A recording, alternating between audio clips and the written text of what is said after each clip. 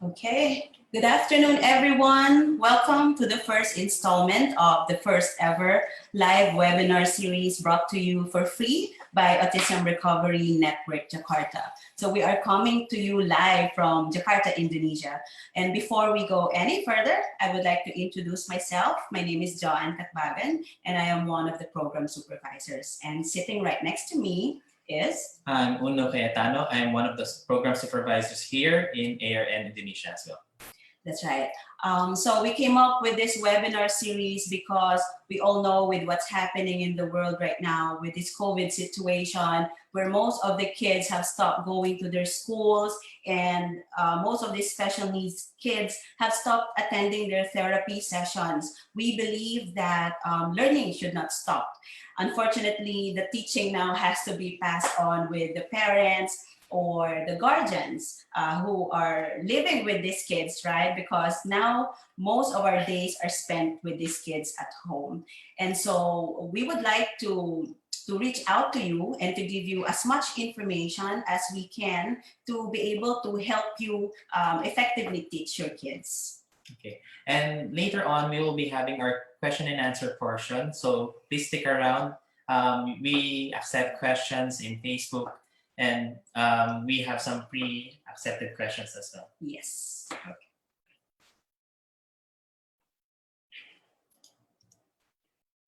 Okay, so before anything else, let me give you a brief background of our company. So if you will notice on top, the name of our center is Autism Recovery Network Singapore. Now, please bear in mind that this is the legal and registered business name of our company here in Indonesia. But to avoid confusion, let us refer to our center as Autism Recovery Network, or ARN Jakarta. Now, overall, Autism Recovery Network is the leading applied behavior analysis, or ABA, service provider in Asia for children with autism spectrum disorder and other developmental and learning disabilities.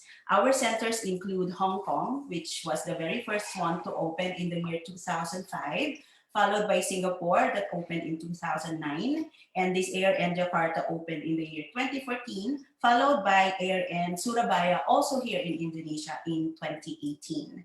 Now you will ask, what exactly are the services that we provide? We call our services ABA-VB therapy. So please remember that, and we will be talking more about this later on. Okay, now let me discuss our consultant. So our consultant here is Dr. James Partington. He is one of the leading experts when it comes to handling kids with special needs. He usually comes here twice a year, and he visits us usually every April and November, but unfortunately right now he's not able to come since during COVID times. He does our training as well, and he also look at our kids. And of course, based on the training that he's giving us, our therapists are now more well equipped in handling kids with special needs. And worth note-taking is Dr. James Partington is one of the pioneers when it comes to ABA practice, and most especially the verbal behavior therapy practice. He was one of the experts who introduced verbal behavior in the field. And also he's one of the most highly sought after behavior analyst worldwide. So he's been working around the world, and so he has to help a lot of professionals and individuals who are working with children with autism and other developmental disorders. Yes.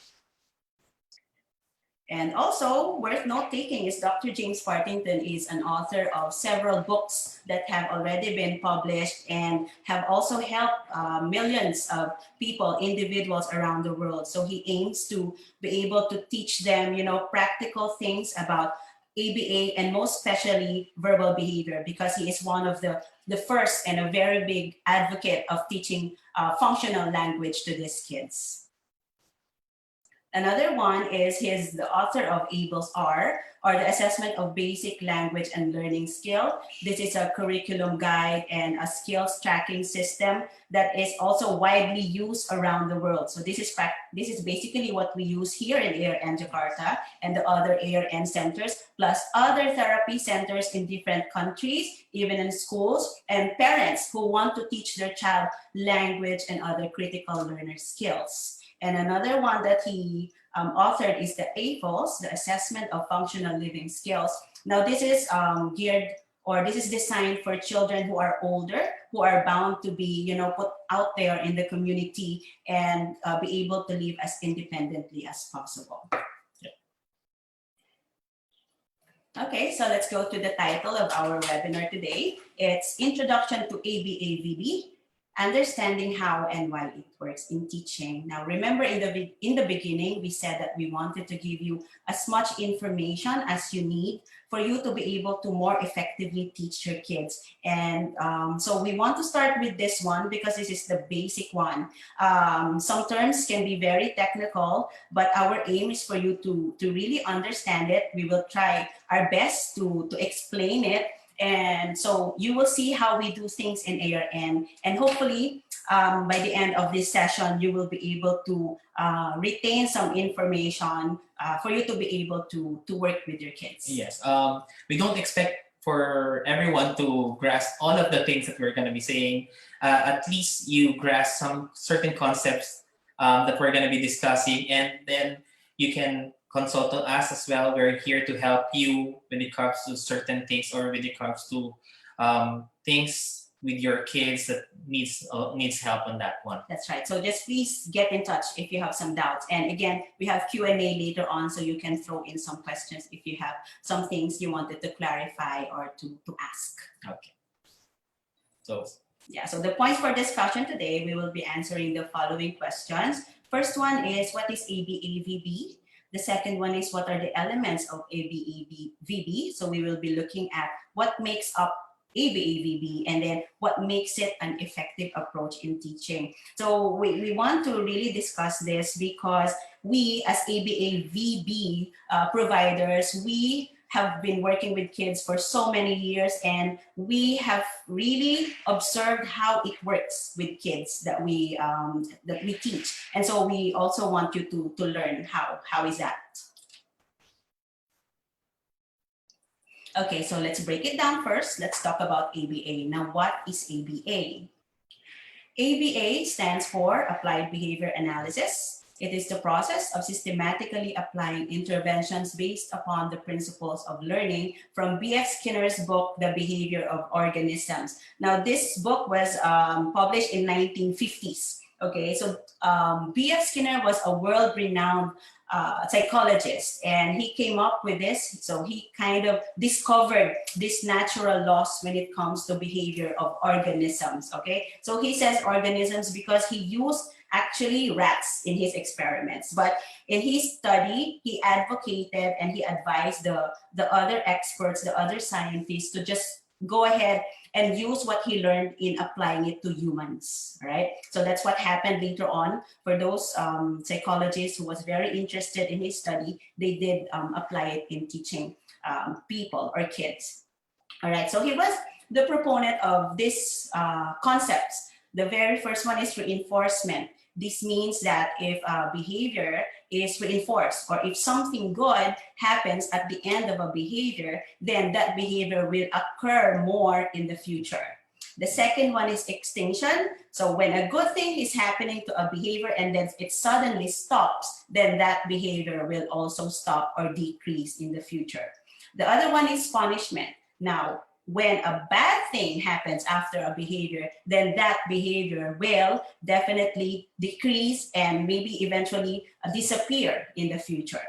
With stimulus control, he says that things that happen in our environment control our behavior if they are correlated with the reinforcement. So anything that happens, a behavior that has something to do with the consequence that happens after the behavior will have an effect on the behavior itself. Okay, now motivation, this is the driving force that also influences the behavior of a child. So knowing all these principles, all behaviorists were able to look closely into the behavior of individuals or of the children for that matter, and they were able to come up with ABA.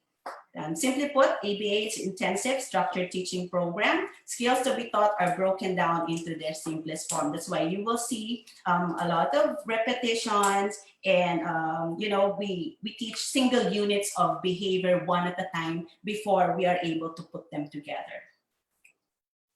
Now let's talk about VB. So what is VB? Verbal behavior is based on book Verbal Behavior by B.F. Skinner in 1957. So it enhances a child's ability to learn functional language. So it is very important in verbal behavior, we focus on the language that is more useful for the child, right? So instead of teaching the child right away to name an item, we teach them first and foremost how to use his words to request for what he wants. It treats language as a behavior that can be shaped and reinforced. So in ABA, they say that behavior is something that can be taught. Now, Skinner also, in his VB study, said that language can be considered as a behavior that can also be taught and reinforced. And then it focuses on teaching specific components of expressive language. So interestingly, B.F. Skinner further broke down language into several types depending on how they are learned, and he called this verbal operands. And these ones we will learn more later on. So what's important to think about B.F. Skinner's idea is that when we teach behavior, when we teach a child, language should be the front and center of the program.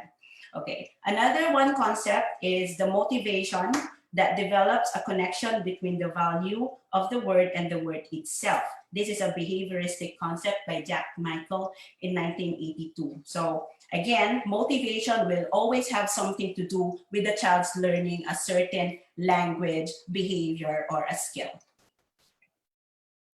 Next. Yes. So now what is ABA-VB? ABA-VB is a teaching approach based on the principles of ABA and the theories that teaches communication and language by connecting them to their purposes. So remember, in verbal behavior, the child is being taught that words have different purposes, okay? So it will depend on how they are learned and how they are taught and reinforced. So just to make it clear to everyone, ABA therapy and ABA-VB therapy are not two exactly different approaches, okay? Because some parents would ask, what's the difference from this center with your center? Because they say they only offer ABA and you offer ABA-VB. Now, the VB therapy is just an addition to ABA. So what progress you see in ABA approach, we could even gain more, because with the addition of verbal behavior therapy, we focus on the functional language. Hence, it is more beneficial for the child. Yeah. Here we look really into how functional the things that we're trying to teach the child. We're not teaching them skills that they're not gonna use in their daily lives as well. Okay. That's right. Now we're gonna be discussing some verbal operands here. So here enumerated, there are 6 verbal operands. As you can see, there's the man, the imitation, the echoic, receptive, the tact, and the intraverbal. So when we talk about man, we're talking about asking for what you want. When it comes to imitation, copying someone's action. Echoic, repeating exactly what you hear. Receptive, following instructions. Tact, verbally identifying objects, and intraverbal, answering questions or conversations when your words are controlled by other words. Now, we're going to be discussing it thoroughly as we move forward. Okay, hold on there. I know this is a lot of words and sort of kind of alien sounding for those who are not very familiar with VB.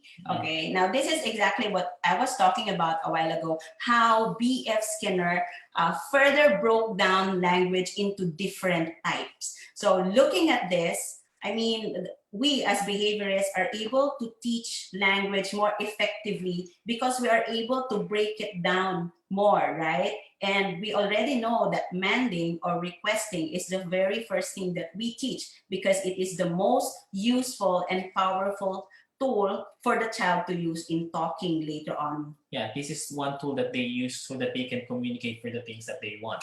Okay, so going to man now.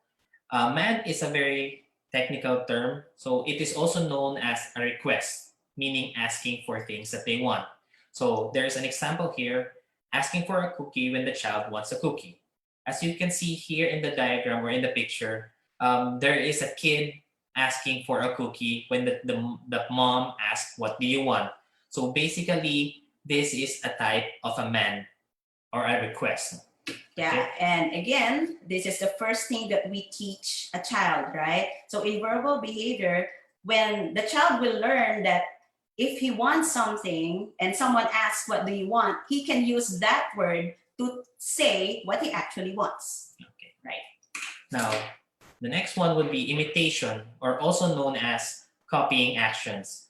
As you can see in the picture, a teacher is asking the child to follow an action by touching the nose, and the child is starting to follow touching the nose. Okay? And again, this is an important skill to teach a child because we learn by imitating others, right? Even us as adults, when we don't know something, we just try to see what the other person is doing, and then we do the same, right? So we learn by imitation. And so imagine a child in school or with other kids. That child will be able to mingle with those other kids if he only knows how to imitate what they're doing, right? And also, with imitation, this is actually the building block or the prerequisite skill for a child to be able to follow instructions to do simple actions. Yeah, another example for this one is like, for example, a child in school, let's say he wasn't able to listen to the instruction of the teacher to flip the page of the book. And then, of course, as a skill or as a natural skill of a child, he needs to look at his peers, right or left. Oh, this peer flipped the book on this page, so I can copy him, and he won't be able to miss certain situations that, certain teaching situations involved on that one. Okay. So next one, we're talking about echoing, or also known as repeating what others would say. Now, here you can see a teacher or a mom telling or saying cookie, and then the child repeats the word saying cookie on that one. Yes, and echoic is a very basic skill also. Most of the time, we notice kids coming to our center and they would already have some spontaneous sounds, right? So they will babble or they will make sounds or even words on their own. But when we ask them to talk or when we ask them something or when we tell them to imitate what we're saying, they will not do it. That's because they're still not able to put their skill of talking into instructional control. So teaching a child under echoic will help the therapist also make it easier for the child to talk later on. Okay. So the next one is receptive, or also known as following instructions. Now, as you can see here, a teacher is asking the child to give the cookie, and the child gives the cookie. Now, basically, when we talk about receptive, it's all about following instructions, and this is really important in learning. Now, a lot of kids coming in the center are really having difficulty when it comes to discriminating instructions. Now, that is something that they really need to understand. A lot of parents are telling us, right? Why is our child not following those kind of instructions? Common concerns.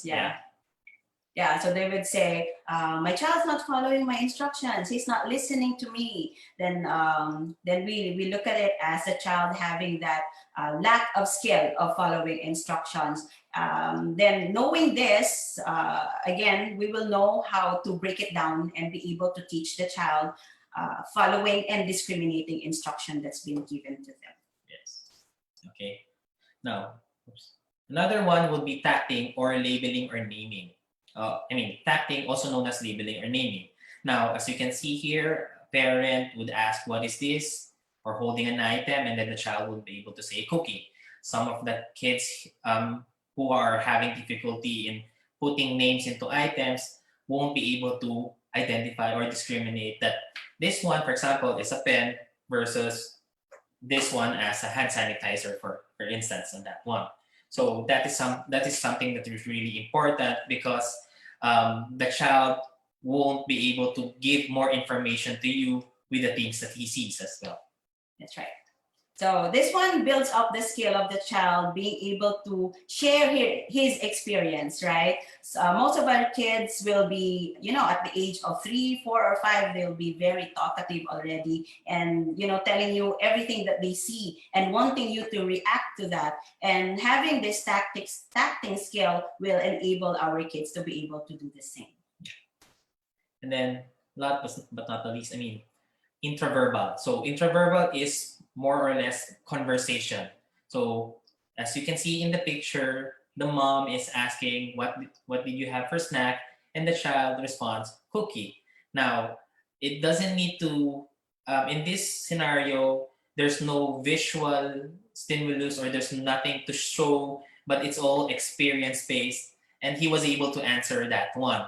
Now, intraverbal is a very, let's say, difficult skill for a child to learn because this is more on the experience that he had and he would remember those kind of experience and he will be able to verbally or expressively say those things.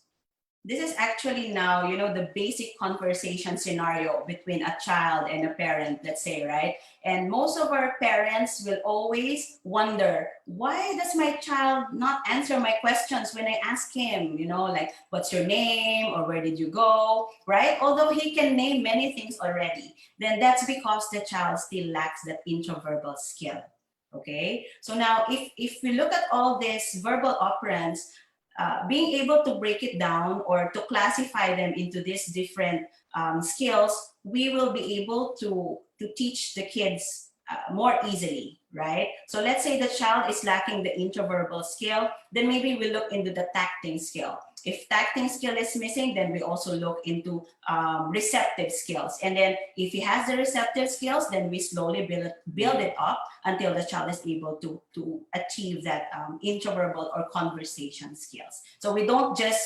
target a behavior right away. Since we are ABA, we go deeper and look more closely into the issue at hand. Okay. Next one. All right. Now, this is a very important word for everyone to remember. This will be haunting you for the rest of the series of this webinar, because if you want to be effective to your kids, you have to know this one, okay? Aside from those different types of language, motivation. Please remember that motivation is the internal state or condition that activates behavior and gives it direction. So when I talk about motivation, I would usually ask the participants, what makes you get up early in the morning? Let's say Monday morning and you have to get up and it feels so good to be staying in bed, but you have to get up because you have to go to work, right? And why do we go to work? Because at the end of the month, we know that the salary, the big fat paycheck is coming. Hopefully it's fat paycheck for everyone. So that motivates us to go through the day, right? Even though for some of us, it may not be that reinforcing, right? Even though we don't really feel like going, well, we would still want to. Okay, so there's still that motivation within us. So it is a desire or want that energizes and directs goal-oriented behavior. So how big you want that something in the end, meaning the bigger your motivation is, then the more pumped or energized you are to go through that, to go to that thing that you want to achieve. Now, it influences needs and desires on the intensity and direction of behavior. Just to make it visual, let's say you want to go to McDonald's, you really, really want to eat, let's say, a burger. And then so if McDonald's was located on the right side of the street, then you will definitely go to that direction, right? Because your motivation is right there. So that is just how motivation can be explained. Now, how does this apply to your teaching with your kids? Now, please remember that your motivation will be different, always different to your child's motivation. Okay. The goal here is for you to teach them, right? And your motivation is for your child to learn something from you, right? Now, even though we want them to learn this your kids may not have the same motivation as you are. Like they will not know what's the importance of whatever you want to teach them. So you want to look into the motivation of your kids, and you will not want to start teaching them when they don't have this. So remember, without motivation, there will be no learning, and you're just setting yourself to failure. So our practical tip is always look at your child's interests, and then make sure you capture or you make use of that interest as your weapon in teaching them. Yeah. Always have a motivated learner. Like what Dr. Parkinson is always saying to us. If the child is not motivated or not highly motivated, anything that you try to teach the child, he's not gonna remember that one. He'll just go. He's just gonna be. He may be listening on it, but he's not gonna remember it. That's a different thing. He can listen. He would follow at that day, but the succeeding days, he's not gonna be able to follow on that one. It will not make sense to the child, right? So always have a motivated learner. Correct. Always have a motivated learner. And how to know if they're motivated or not? Now, if they're following you, or if they're listening to you, and if they're engaged with you on that one. Okay? Okay, so just to help you visualize what we're talking about when it comes to motivation. So here's a dad asking himself, how does motivation help my child in learning? Now, these are the two boys. The one on top is thinking, am I not getting same old toy again? And the boy below is saying, or thinking to himself, yahoo, mommy said I'm getting ice cream after studying. Now, let's look at this boy below. So he's very excited, right? And maybe he's very sure that mommy said he's going to get ice cream. So for sure, his mom said before he started studying that, okay, why don't you finish your lessons first or your homework, and then you'll get your favorite ice cream later. Now that makes it very clear for the child what he's getting after. Okay, remember, schoolwork for most of the kids, even for us, is not really highly preferred activity, right? It's most of the time tasks. And so we have to capture that motivation so we can make them work harder and more willingly. Okay, now look at the boy on top. Now he's thinking, he's not even sure. He sounds so unsure, right? Am I getting that same old toy again? He's not sure if he's getting something, or if he is he getting the same one? Maybe that same old toy has been the one given by the mom every time he finishes his homework, right? So he's getting so bored with it already. And then so if you will see, the motivation of the child to finish his homework is very low, and he might end up not doing it at all. Or not finishing the task. Yes, and they will just end up fighting with each other, right? The mom and the child. That's common Yes. Common parents Scenario. Common scenario that Common problems. parents would tell us that, oh, I cannot ask my child to follow my instruction of finishing the homework and all. But because commonly parents would say, oh, but we're giving them the toy that they want. Do you really think that they want that toy? Correct. Okay, how would you know that if the child approaches that toy all the time, or if you control that toy and then he wants it back, then it can be that toy would be something that they want. But if you just know that, You don't assume. Yeah, right? he plays with it, but without enthusiasm or without being eager on getting it. So it doesn't serve as something that motivates him in getting. So always observe. Learn how to observe your kids. Learn how to play with them or observe them. See what they really like.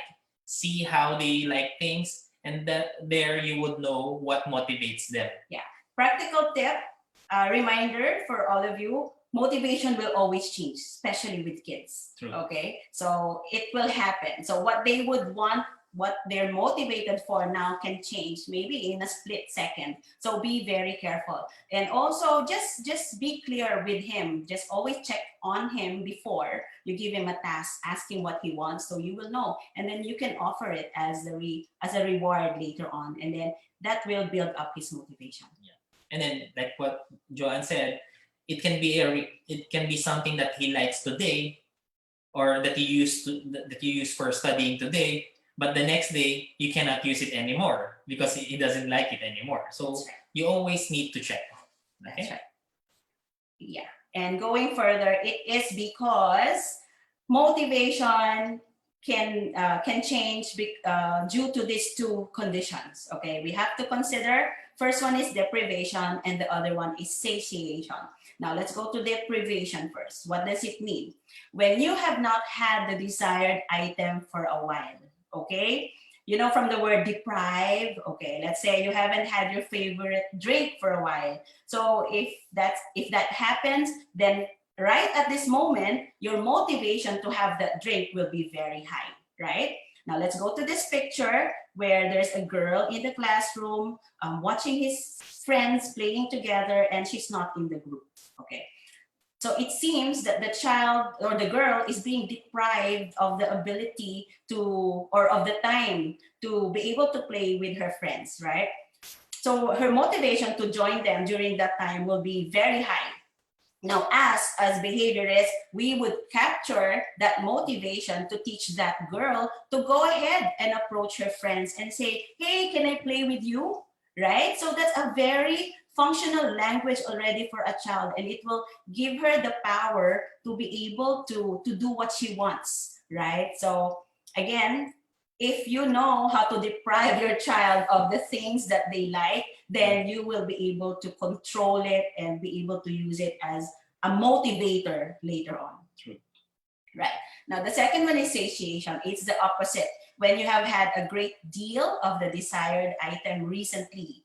So look at this boy who has been given all the good stuff, like all his favorite candies, sweets, and treats, and he's just overwhelmed, right? Now, if let's say you give this child homework and then you say, okay, after that, you're gonna have your candies again later on. So of course, automatically the behavior of the child will be very low because he's been so filled with what he wants already, right? I'll give another example for satiation. Now, for example, you have someone gives you, or you keep on eating chocolates already throughout the day, and then another person would give you chocolate if you do something for him. So the motivation of doing something for that person is really low now because you had too much chocolate already. So you won't be doing it as more enthusiastic, or you won't do it as willingly as you want, since the value of that chocolate is really low already. Okay? Right. Okay. So practical tip. Please just remember this. Now you have several things to remember. I know this is a lot of homework for you. First one are the different types of language. So you know how to break down teaching skills to your kids. And then the second one is motivation. And third one is this, okay? This is just to show you how you can manipulate, okay? And then how you can like kind of maximize the motivation of your kids when you want to teach them something. Now, this time we'll be talking about the three-term contingency. And when we talk about the three-term contingency, you just need to remember the ABC. And what is the ABC that I'm talking about?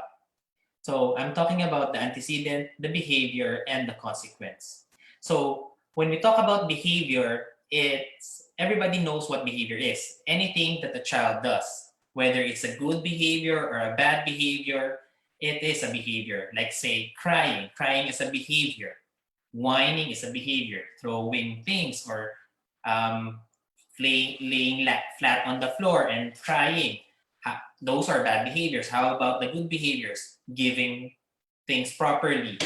Saying hi. Giving you a hug. Answering to your questions. Answering to questions. Yeah. So those are behaviors as well. Those are good behaviors. Now, in every behavior, there is always an antecedent and there's a consequence. when we talk about an antecedent, it is anything that comes before the behavior, anything that happens before. It can be something that he sees or someone that he sees, something that he feels, something that he maybe tastes, or the place that he went to. So those are possible antecedents.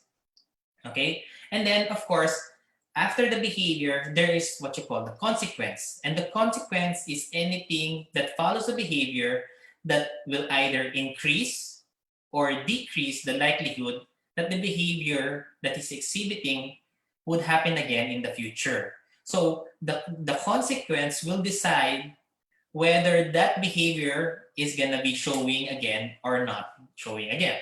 So if it's a good behavior, of course, the consequence needs to be good so that it would happen again in the future. So if the behavior is bad, make sure the consequence is different so that that behavior won't happen again in the future. So this is something that you really need to take consider, or you need to think, because a lot of parents would ask, why is my son or why is my kid Why does he keep doing this? Okay, so now at least we gave you an idea of what might, because we cannot say, oh, it's exact. Yeah. This is because of this. So as a parent, you will now be able to see, maybe because this happened before, and this is what I did after he That's why he keeps doing it over and over. Yeah. Okay. Okay, so that's something that you really need to look into. Practical tip for this one. Okay. So it's ABC, very easy to remember that we always look at behavior, right? The reason why actually A or N exists is because of the behaviors. And the reason why people come to us is because of the behaviors that they see in their child. More often than not is the problem behavior. But then there's another one, the skill, which we also consider as a behavior. So B, now please remember that B will always be preceded by A, meaning there will always be something that's happening before a behavior. And then when a behavior occurs, there will always be C to that, or the consequence to that. And that will either increase or decrease its likelihood to happen. So just remember this concept so you will know later on. And please take note that the A and the C are variable. So you can change this. You have the power to change this both so you come up with the desired behavior from your kids. Yes. So it's always A, B, C. Okay? Always remember A, B, C. It cannot be only A, B. It cannot only be B, C. It's always there's an A and there is a B and there's a C. The observable one is the B, and then the things that you can manipulate is the A and the C.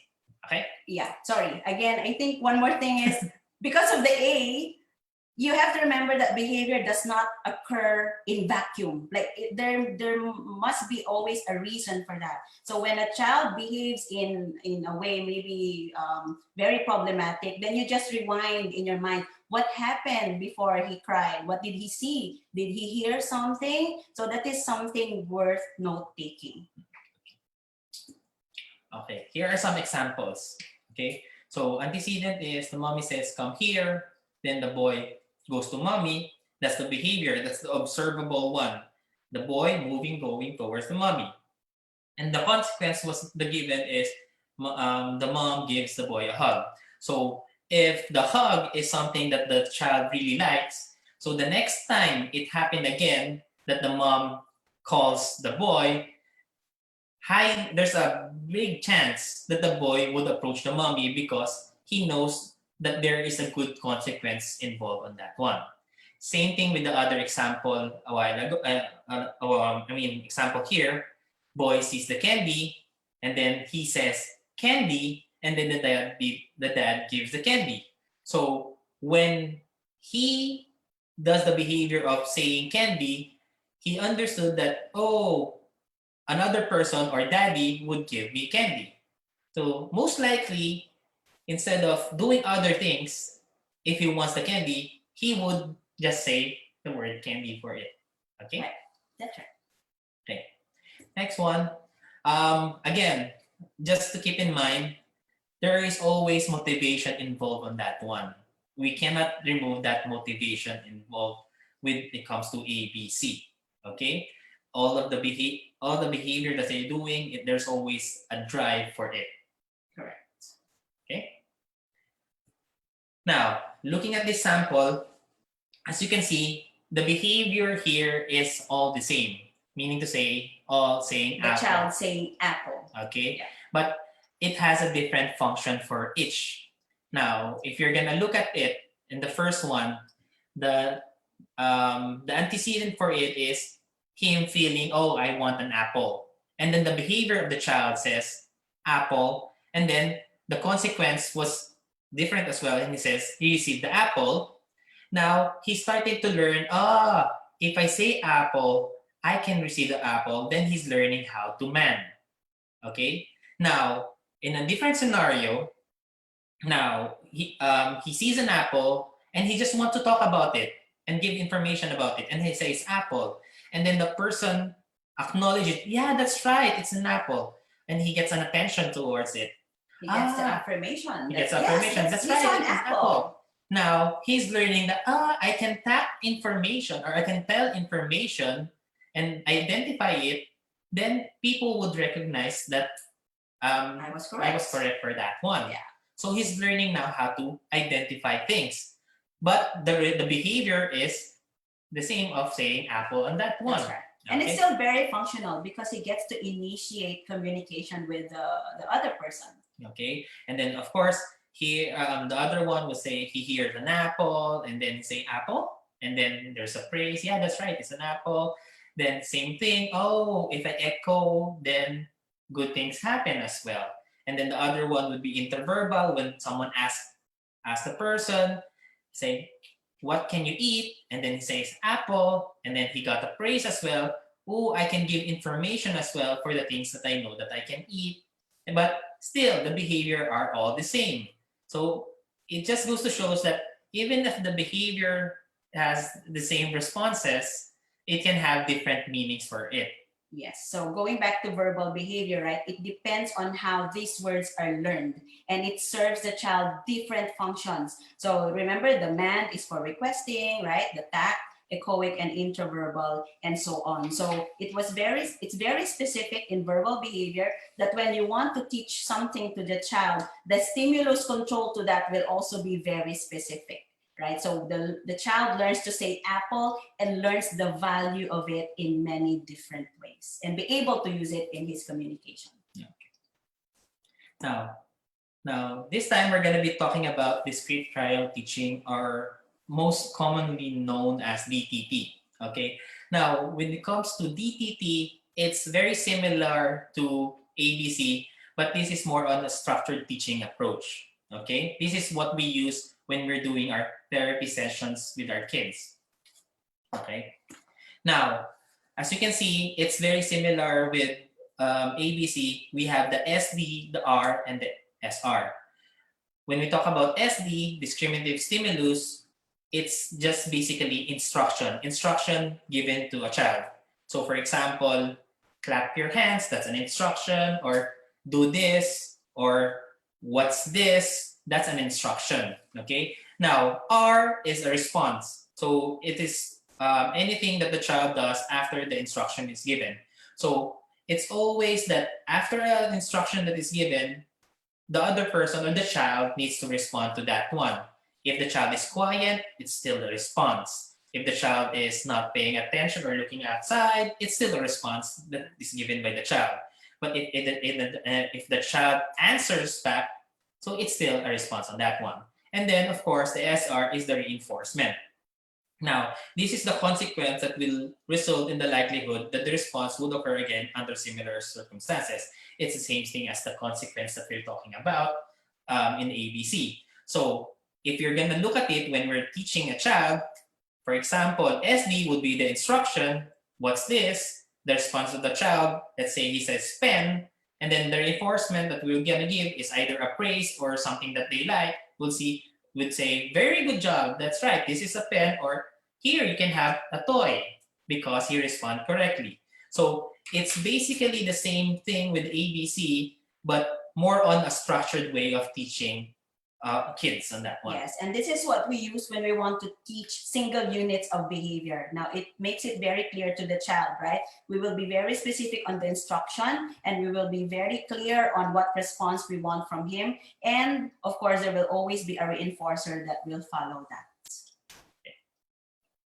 Now, how do we start teaching? Okay, a lot of parents would think, okay, now I'm ready. I learned all of those things. How are we going to start teaching the child? Right. Or how are we're equipped with what we Now learned. we know what ABC is, Yes. what DTT is. So how are we going to start teaching? Now, when we are going to be starting teaching, we need to remember these three things. We need to remember how to pair, or pairing, establishing instructional control, and of course, the man training. Now, what do we talk about? What do we mean by pairing? Now, pairing is basically establishing rapport with the child. Now, when we talk about establishing rapport with the child, you need to build a good relationship with your child. It doesn't mean to say that if you're a parent, you already have a rapport, authority to the child. To follow your instructions. It's always, you need to interact or play, make them comfortable, learn how they enjoy things. You need to know what makes them happy. So you need to get into it. Okay. You have to gain their trust and enjoyment of just having you around. Be a friend to them first before being a teacher, right? Yeah. So that's something that you need to do, and that's the first thing that you need to be doing. Okay. So once you are establishing your rapport, and now he's comfortable in being with you, or he likes you there with side him. by side, or letting you play the toys that he's playing. So you already have that rapport. Then that's the time you try to establish your instructional control. When we say establish instructional control, you started giving some instructions, very basic instructions that you know that he can do. And how would you know that he can do those things? By observing the child independently. When, for example, if the child is able to stack up blocks, then you can offer him things, and then if he gets it, then he will be able to stack up blocks. Or if you ask him to stack it, or if you ask him to clap, and you know that he can clap, then he will be able to follow. Now, make sure that the ones that you're gonna be asking the child would be something that they can do, so that if they are able to do that one, then of course you're gonna reinforce that behavior, or you're gonna praise that behavior, so that they will be more comfortable of responding to you over and over again. And then you would see that, I am in control already. Correct. I am in control of giving some instructions to the child. Always start with easy ones. Don't start with difficult ones. Because if you start with difficult ones, you're putting yourself into failure. Okay? The tendency is the child will run away from you, right? Yeah. Always remember, you want the child or your kids to go to you, and rather than going away from you. Okay? So now we establish our pairing. We pair with the child. You already established your rapport. Then you started asking simple questions that you know that he can answer. And then you do multiple trials of that one, and you see that he can do it already, or she can do it already. Now that's the time that you started to do man training. Now, when we talk about man training, you're teaching them how to ask for the things that they want. And because you're able to establish your instructional control already, then they will be willing to be helped.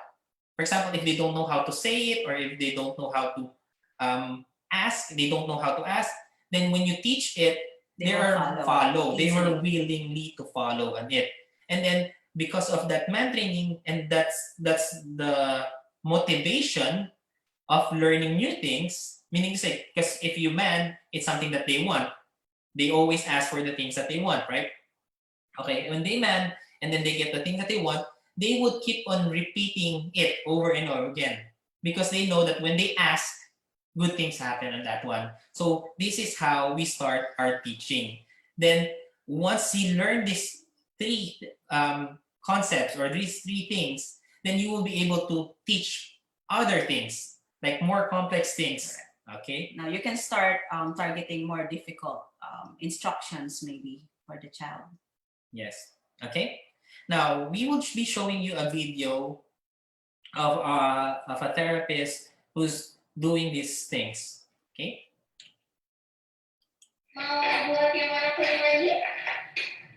Ayo kita bikin domino lagi. Kita susun dari warna.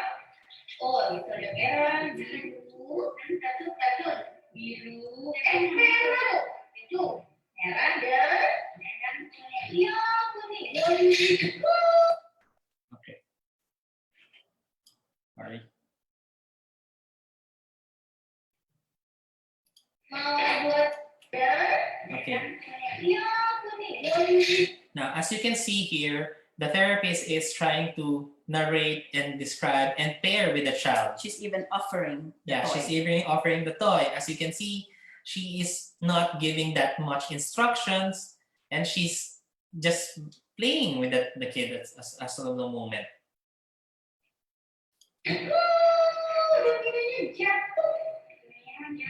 Pintar bilangnya, okay. And then as you saw there, the child was able to do an echoic skill, right? So the teacher commented jatu, and then the boy said, mainan niya jatu. So it was given a more complete comment, and that was a very good skill. And what the therapist did was highly praise that skill, right? So that's pairing. So you praise whatever good behavior the child is showing, and you don't give any demands at all. Kita bikin domino lagi? Ya. Boleh. Bikin dominonya. Dari yang merah lagi, biru, merah, kuning. Yang ini? Yang ini mana merah? Ini mana merah. There you go. So the therapist started to pull away the toy and try to throw in an instruction, right? She made the child identify the color. And if you saw, the child was grabbing it, but the therapist didn't give it right away, even though he was saying the correct color, because we also want to teach him the good behavior already. So during pairing, we don't want to reinforce inappropriate behavior. Okay.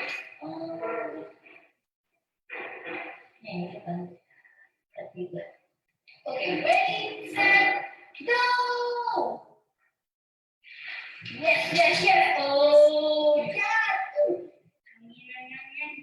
Pintar bilangnya, iya dominonya jatuh. So you see, the child was reinforced in the beginning by doing that echoic, and then he just repeated it the second time because he likes it. He likes being praised when he does something good. Pintar jadi mainnya tenang loh. Jadi nanti mau main domino lagi? Iya, nih susun. Dari nomor 1, 2, nomor 3 mau warna apa? Bilangnya yang baik dia. Namanya dulu yang baik. Bilang yang baik.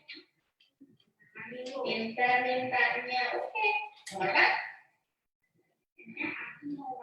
Yes, good job. Now, that is man training. So you see that the therapist was easily able to teach the child how to request for it because they started doing fun things together, and she started establishing her instructional control, and the child would easily follow towards the end.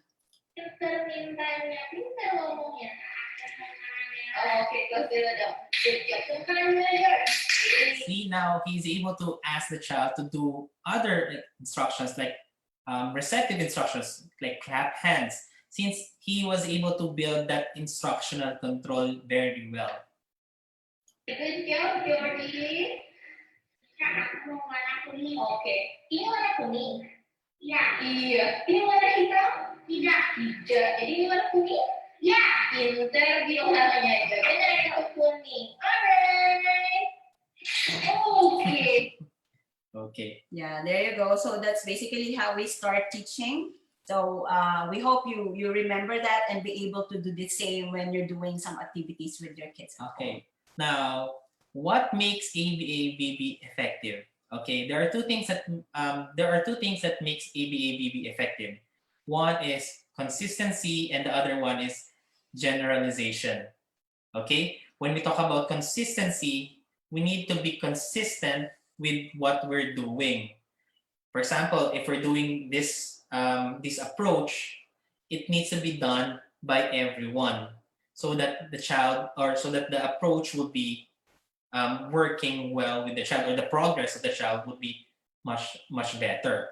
And then when we talk about generalization, it means to say that he needs to be doing this skill not only here in the center, but also at home or in other community places, so that you would see that he is able to generalize those skills. Right. Yeah. So for consistency, it means that you just do the same over and over. Do not keep on changing your instructions, your prompts or your guidance to the child, because the child will get confused, right? Let's say you want the child to learn how to wash your hands. So the only instruction you can give, very simple, wash your hands, and that's it. That makes it very clear. Remember DTT, your instruction should be very clear. So just keep giving that instruction over and over without changing it, until the child is able to do it well, right? Later on, you can work on generalization, meaning if you change your instruction, she will still understand that you mean the same thing. So please keep this in mind, just to be able to teach more, and your teaching becomes more effective to your kids. Okay. Now that's our end of our seminar. Okay, now we're gonna be accepting The floor is now open for your questions. questions and concerns. You can type in your questions in the comments There are in our questions. Facebook. Yeah. Okay. So we have one set of questions first from a parent. This child was actually our former client, but they still continue to communicate with us. They left year end because they just had to move to a different country. Yeah. Okay. Now, this mom is asking, when was ABA practice implemented at ARN Jakarta? Since the beginning, we didn't change our approach. So our approach is always ABA VB. It has always It's been always been ABA VB. VB. So if you're asking if we've been using the ABA VB with your kid, yes. Big yes to that. Big yes to that one. Because the question was my child being taught using ABA VB or ABA traditional approach? Now, going back Like to what my you said. definition, ABA traditional approach, yes, we were doing that. It's still that traditional, but with the addition of verbal behavior. Right. Okay. Next one. Now, the next question is, can you share with us some strategies using ABA VB approach to address children with ADHD? Now, with regards to that one, we need to identify first what kind of behavior are we addressing to.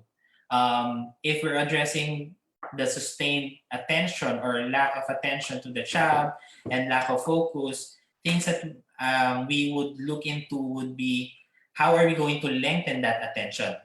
We can teach them how to follow some token boards and then schedule boards, so that he would know what is expected for him to do. Let's say, oh, this is the first thing that you need to do, second thing you need to do, and then afterwards he can have the break time. So he has a schedule that he needs to be following. It becomes very visual, of what's happening. Yeah, then eventually later on you can fade those schedule boards once you get the grasp of, I'm expected to do certain activities in this manner. So, okay. Yeah. So we're assuming that that's the issue of concern, right? But then if since we cannot really zero in on the concern, we'll just take you back to the principles of ABA, right? The reinforcement. Always have a reinforcement system used. Also, the motivation. That's very important. Always know what's motivating to your child and use it as a reward later on. Okay, another question here. How to know my child's motivation? Okay, when we talk about, like what I said a while ago, you need to be observing your kid. For example, they're playing alone. You would see them going towards those things that they like. Or when you engage with them, you try to offer them things. If they're shoving it away, of course, those are the things that they don't like. If they are trying to get that one, then most probably those are the things that they like. But like what we said a while ago, motivation changes from time to time. Maybe he would like it. He would like the cookie now, but the next day he won't like it anymore. So it's always a practice to observe your child at that moment. That's Right? right. As parents or guardians of these kids, more or less, you already have an idea what interests your child, right? So that one, you have to observe, see where he usually gravitates to. What does he usually hold? What does he usually play with? What activity that does he usually like to do? So more or less, those could be motivating for him. Another one is to offer items like what Mr. Uno said, because kids may not know that they want it until you show it, right? So be creative, meaning don't just settle for the things that you have, that you've always been seeing the child using. Like, for example, the iPad. You already know that the child loves the iPad. So that's the only thing that you offer. But you, deep inside the child, already he's getting fed up. Remember, satiation, right? So what you do is you offer, maybe put out a box of new toys, and maybe he likes something from that box. Another thing, because they have problems of exploring. Correct. A lot of kids are having difficulty in exploring new things. Maybe they're afraid of trying new things, or they're too overstimulated with those kind of things. That's why, as a parent or as an interventionist or as a teacher, you would try to teach them how to explore new things, new toys, new type of play. You can teach them how to, maybe they enjoy the feeling of being carried, or they enjoy the being tickled, because they cannot do it on their own. It's a matter of exploring new things. If they don't like it, then just stop. If they like it, then continue. Then maybe you can use that one as something that motivates the child. Always explore new things. It's not bad. Don't be afraid to explore. They would tell you that they don't like it if, they would show it that they don't like those things. And to check on the child's motivation, always check in with him right at the moment you want to do some teaching. Okay, you can ask right away, what do you want for now? Because maybe this item was highly preferred in the morning, but then in the evening, no more, right? So just keep that in mind. It will always change from time to time, so always check. Okay. Another question here is, my kid cannot stop asking for something what I cannot provide. Okay. Then what should I do? What should I do? Okay. First, we want to see first, what is that something that you cannot provide? Why can you not provide it? Is it something unreasonable? Is it something harmful for the child? Like, really, no way he's gonna get it. Okay, because sometimes parents can just be very strict that, oh no, you cannot have it. But if you look at it, it is something reasonable enough for the child to get, maybe just a little bit, So we will also, if that's the case, we will recommend for you to bend a little bit, okay, and give it to the child and use it. Remember, when we talk about motivation, you should have that control, right? So don't worry if the child is too obsessed about it. As long as you know how to control it, then you can still use it with your control, right? Now, another scenario is it's just not available at that time. So the next best thing you can do is offer alternative. Okay, so what is that something that he's been asking for? Is it sweet food? So you don't want it because it's pure of chemicals? Then maybe offer him a different kind of food that is naturally sweet, no artificial sweeteners, and that you're comfortable to give him because it will be safe for his health. So maybe it's an item. What makes up that toy that makes the child very interested with it? Then maybe you can offer an alternative toy that will provide him the same satisfaction. Another thing, maybe because to be honest, we don't know the kid. Yes. So it might be a behavior as well. They might you might look at it as they just ask something so that they would get their attention. Okay, so or they would just ask random stuff just to see your reaction. So we need to see the child first, or we're here to help. You can communicate with us, then analyze those situations so that we would see to it that we're really hitting the right thing, or we would be really address the right concern on that one. Yeah. So another scenario that popped in my mind is, it may be allowed, but it's just not available at that time, right? Maybe you still have to run to the grocery and get it. So what you can do is provide visual schedule for the child, right? So make it visual for him that, oh no, sorry, it's not available today or now, but we can get it later. Okay, so you can just explain that also. Okay. Another thing, another question here. Okay. Hopefully, hopefully that we answered that question. Yeah. Okay. Another question here is, how does ARN adapt to the new normal in terms of teaching children with special needs? Okay. Now, we, of course, nowadays it's really hard to have the intervention here, right? So the things that we do, we did some online therapy, and then we are now doing ABA therapy at home as well. We're doing some home-based services as well. So that's how we adjusted from a center-based, and now we're catering some home-based sessions as well already. And of course, we adapted the safety protocols when it comes to home base or center base. First and foremost, temperature check. And another one is limiting the number of people coming in and out of the center. So we limited the number of attendance of the kids and the staff to less than 50%. So not all the classrooms are occupied. The classrooms are scattered. So there will be assurance that there's an enough distance from each other.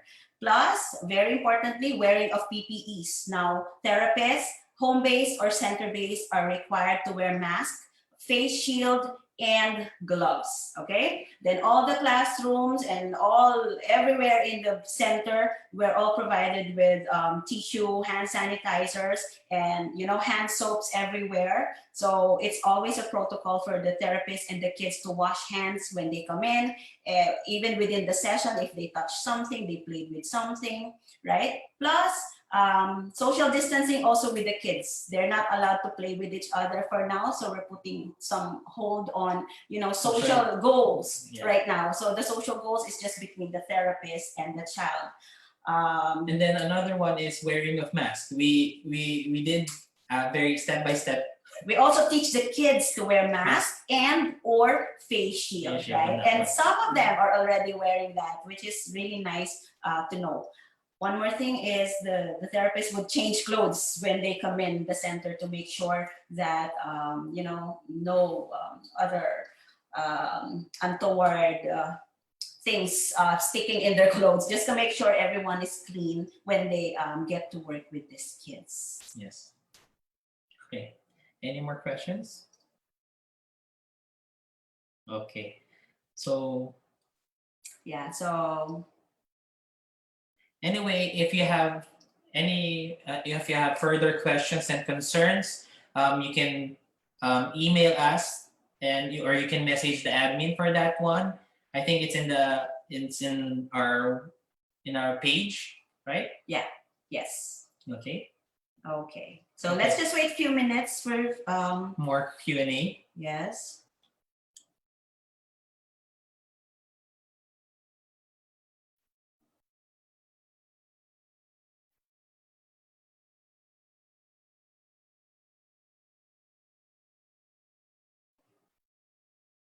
All right, so we're closing the question and answer.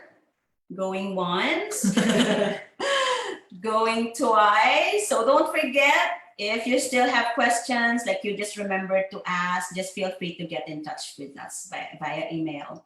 Or you can even type also in the comments box here in this post. Yes. Yes. All right, so that's it. That ends our question and answer portion now. Please watch out for the next live webinar. We will be posting all the data and the information in the page as well very soon. Yes. Anyway, thank you very much. We hope that you learned a lot today. So we wish you all good luck. And whatever we shared today, we hope you'll be able to... Wait, sorry. Okay, hold on. Sorry, we just wanna, because we still have time, right? Actually, we're still early. Okay, let's just accommodate this question. Okay. Um, There's a follow-up question. how does no, sorry. How How do your teachers handle behavior since they're now doing online? Now that's a very interesting question because we also had that doubts when we were planning on doing online sessions before. When the lockdowns, the restrictions started, it was a little difficult for us to transition because we have always been practicing one-on-one in face, face-to-face therapy with our kids, and then to move it to online is not that easy. But then, of course, there were criteria that we had to set. Not all the kids qualified for online therapy. We had to screen them, and those who ever met the criteria, then they were able to do that one. Now for the behavior, it's still the same. ABC still applies. All the principles that we talked about, reinforcement system, we still had token boards, we still had food, and who delivers it? The prompter, the parents, or the guardian, or the nanny, the one who is sitting right next to the child.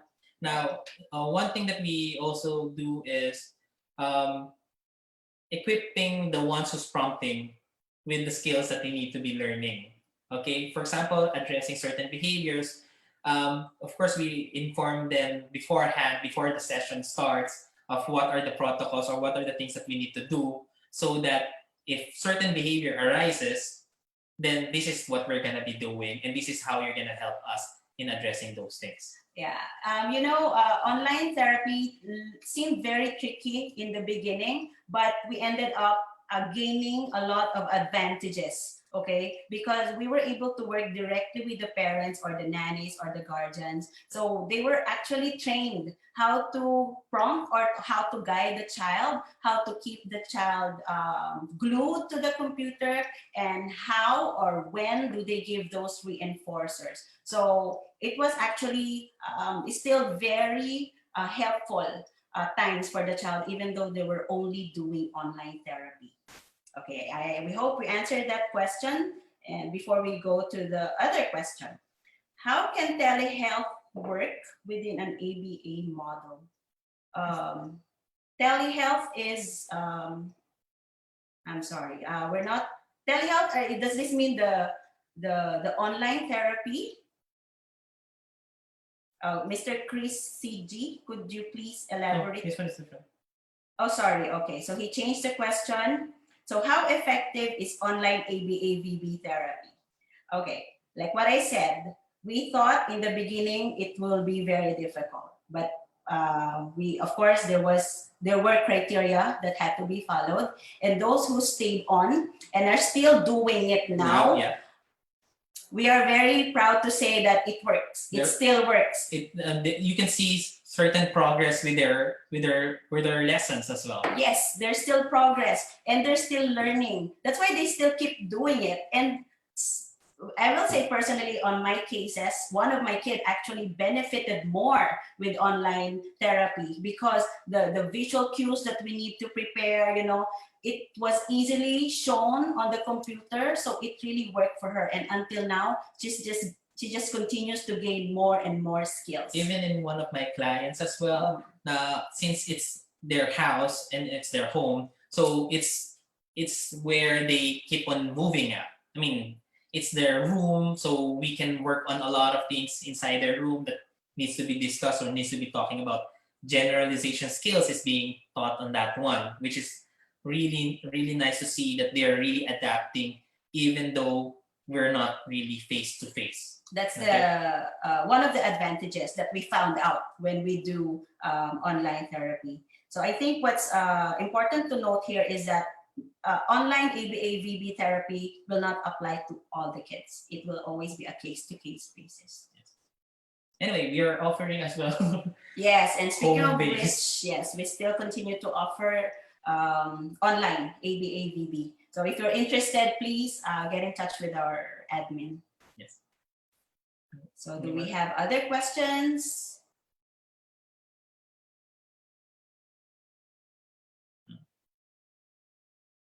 You're welcome, Rachel Salas. All right. You're welcome, Miss Salas. You're Welcome, welcome, Chris. Mr. Chris or Miss Chris. You're very welcome. You're welcome. Okay. Maybe. Any other questions?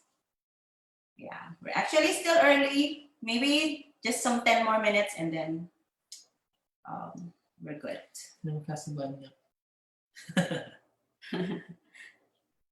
We have some comments from Jose. Okay.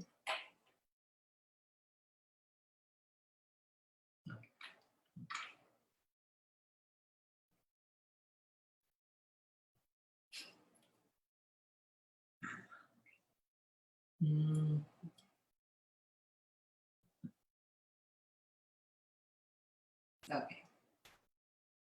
All right. Yeah, so I was confused a while ago I had doubts with the telehealth. Yes, it refers to online therapy, right? And the question was, how can telehealth work within an ABA model? It's still the same. The same principles apply, okay? We just changed the medium of instruction. So instead of in-face, personal, it became online. So it's very interesting to see kids interacting and communicating via the internet, via the computer. And then another one advantage that we found out is they learned more computer skills. They gained a lot of computer skills just doing this. Imagine my 5-year-old typing already. His responses, he's gonna type it or he's gonna read everything we show him on slides. So that's really very fulfilling. Some of my kids are becoming more computer literate. So before they don't know how to use the mouse or to use the keyboard, and now they are able to drag, click, yes, and then even type those responses. Yes. So it's really nice because it becomes a different learning. Right, and it's something functional. Everyone uses computer nowadays, right? And even when they grow older, definitely they're gonna use it, right? And then so we will also have a webinar that will talk purely about the online therapy. So you wanna watch out for that also. Okay. Okay. Do we have other questions? All right, so I think we have just 5 more minutes to wait for some questions. Okay.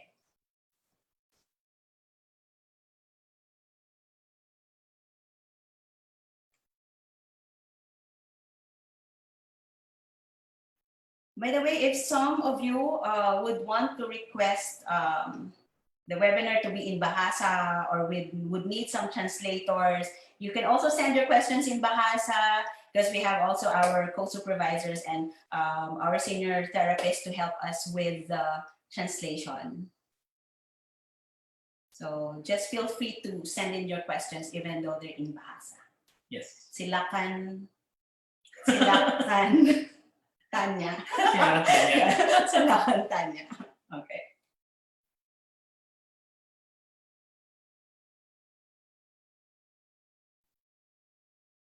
Oh, okay. We have another question. So, any pairing tips for parents guiding their child during teletherapy? Okay, you know what? We have one child now who is doing online classes from his school, his regular school. He's being mainstreamed there, but they're doing online classes, right? Now, we're teaching the mom to pair with the child here so she can transfer that skill at home. So the same thing, pairing tips. How do you do that?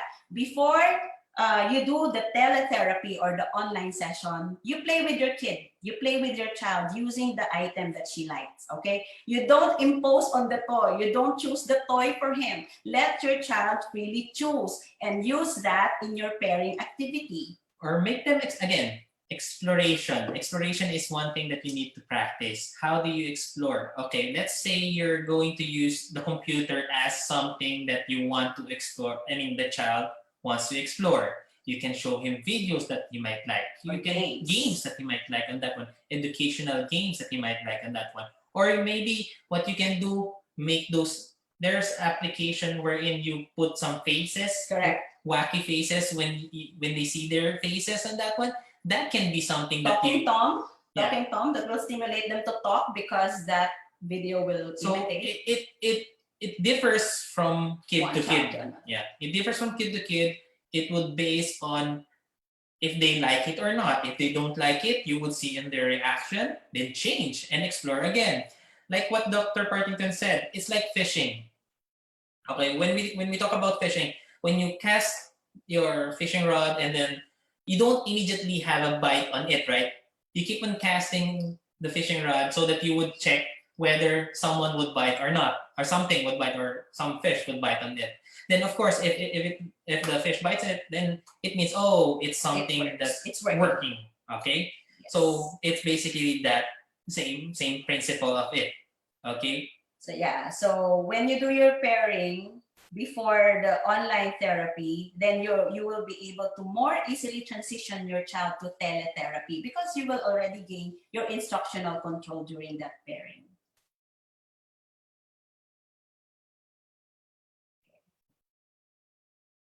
So practical tips for pairing: just observe the child. Go Observe. with the flow. Go with him. Okay. Do not force him to like what you like him to play. Right. Don't be in a rush on asking questions. Enjoy the interaction with your child. Enjoy how you play with them and build that rapport. Keep praising him, keep giving him those attention when he's doing the correct thing. Merely just by sitting there next to you, allowing you to touch his toy is already a very good behavior that you will want to praise your child. You can say, oh, good letting me touch your toy, good sitting with me, good playing with me. So that's already pairing, a practical pairing tip for you. You're welcome, but I don't know your name in So Korean. she answers, thank you so much. You're very much welcome. welcome. We hope you got something from that. Yeah. Okay. All right. Anything else? So maybe just 2 more minutes to wait, and then Let's wrap it up. yes.